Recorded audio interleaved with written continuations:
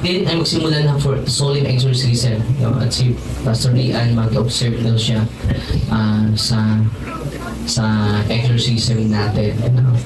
At huwag kayong tatakot, huwag kayong matatakot while I'm doing the prayer of deliverance. Yung mga demonyo ay puno ng takot.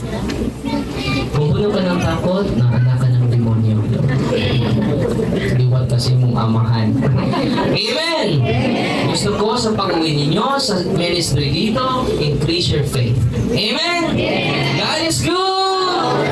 All the time! Pinarakan na yung tuba. Ano na kung yung binaguan na God is good. All the time. Amen. God is good.